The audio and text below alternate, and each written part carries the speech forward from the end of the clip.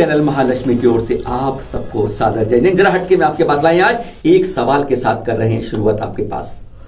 कौन है सराकों के राम? भगवान आदिनाथ पहले तीर्थंकर से 24 तीर्थंकर महावीर स्वामी तक इस धरा पर आए और फिर सीधा यहां से एक समय में सिद्धालय चले गए।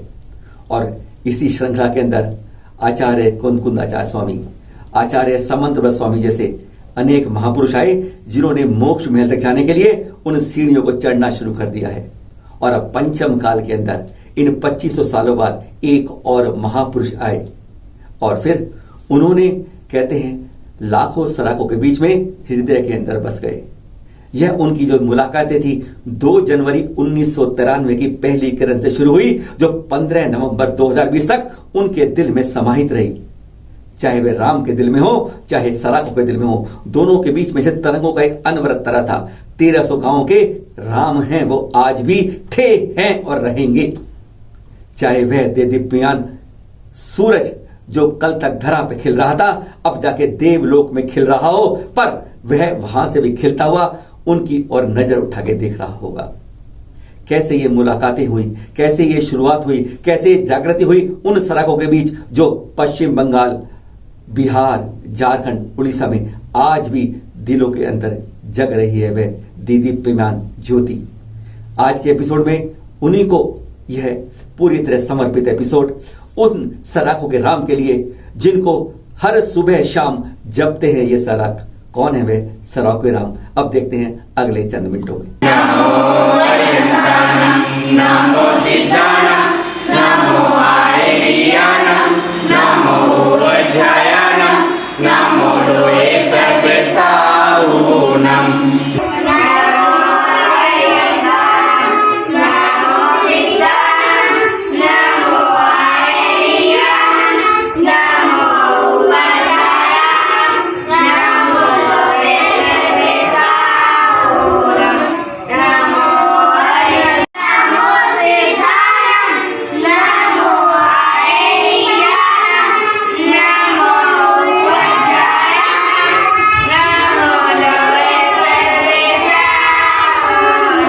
सराकों के राम एक अलग मिट्टी से बने।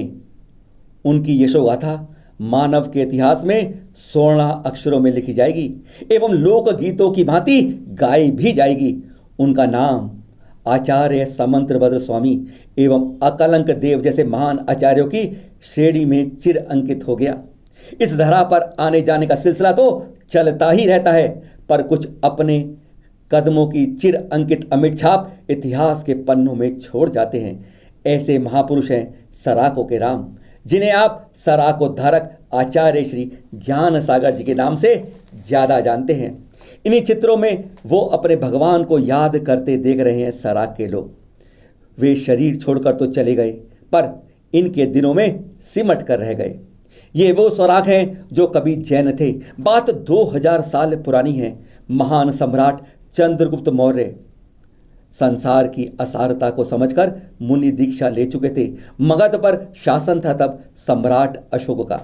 जैन धर्मावलंबी थे, पर बाद में बौद्धों के प्रभाव में आकर मध्य मार्ग बौद्ध धर्म को स्वीकार कर लिया। और तब चला धर्म परिवर्तन का एक ऐसा दौर जब जबरन बौद्ध धर्म बनवाने के लिए क्रूर अमानवीय अत्याचार भी हुए।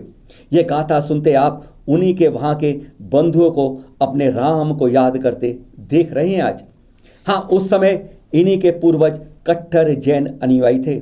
इन्होंने अपने धर्म, संस्कारों और संस्कृति को नहीं छोड़ा किसी भी प्रेशर में बावजूद। धन, संपत्ति, घर, कारोबार सब छोड़ दिया। जंगलों में रहना तक स्वीकार कर लिया। बस साथ ले गए कुछ रोजमर्रा का सामान, यानी जाने खाने पीने के बर्तन और पहनने के कपड़े।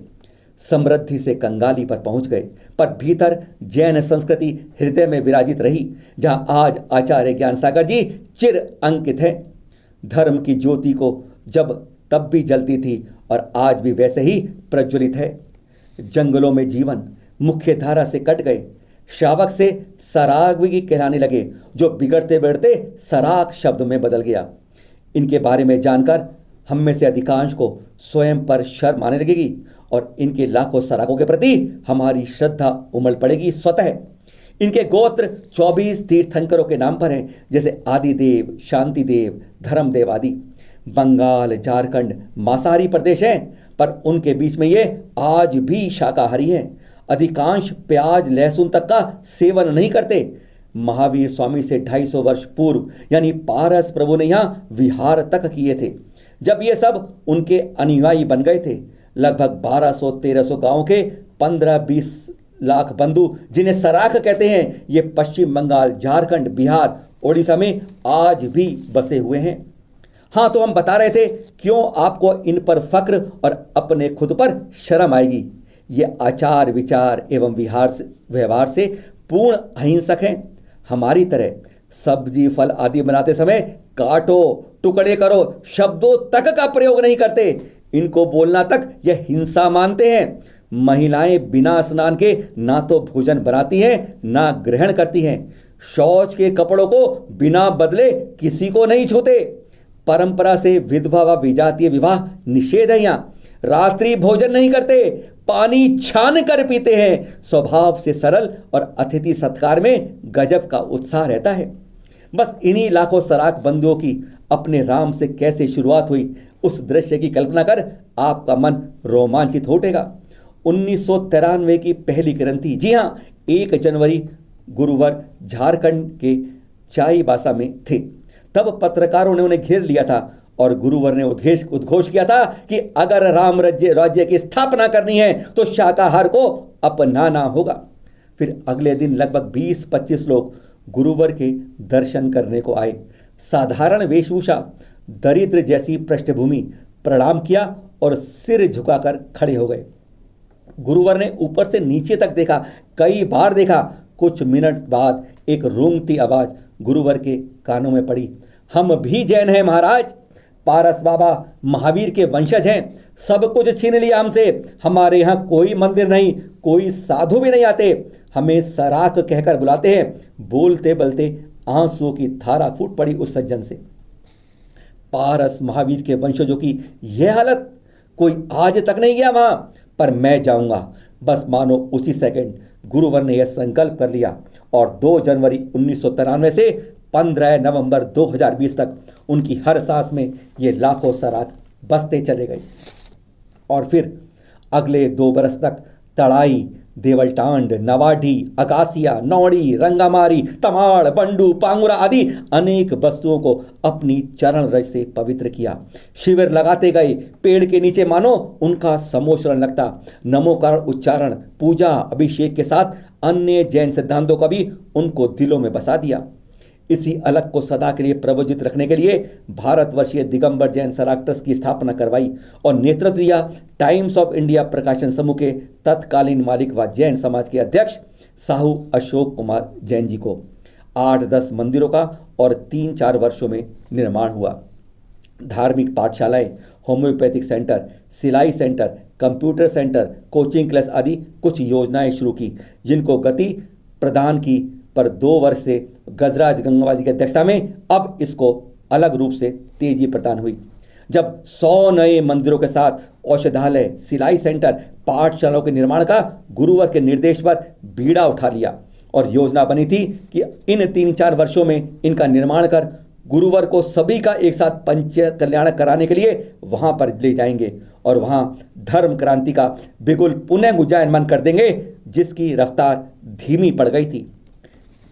गजराज जी के नेतृत्व में 12 सदस्यीय कार्यकारी टीम एक साथ पहली बार गांव-गांव गई सराख क्षेत्र में और उनकी समस्याएं सुनी और कुछ का वहीं पर निपटान तक कर दिया।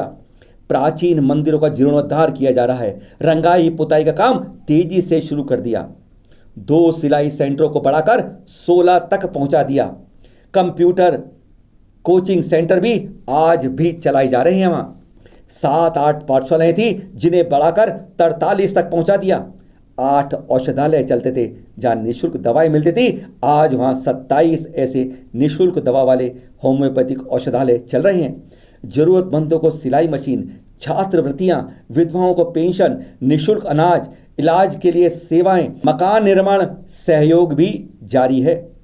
मंदिरों में नियमित पूजा, आरती व धार्मिक शिविरों की उनको भी गति प्रदान की गई। सराकों के राम कहे जाने वाले हमारे बीच से चले गए, पर नहीं, कहीं नहीं गए। इन लाखों के दिलों में आज भी वे सदा के लिए रच बस गए हैं।